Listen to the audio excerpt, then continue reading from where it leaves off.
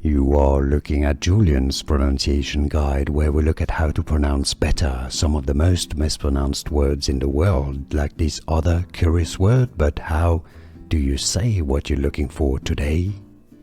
Let's learn how to pronounce this name, the name of this German philosopher. If you want to learn more names from German philosophy that are confusing, stay tuned. I've got more videos for you at the end of this one. The German pronunciation that we need to listen to first to understand. For reference, Martin Heidegger. Martin Heidegger.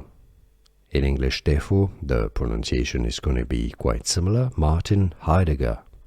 Martin Heidegger. How to pronounce Martin Heidegger.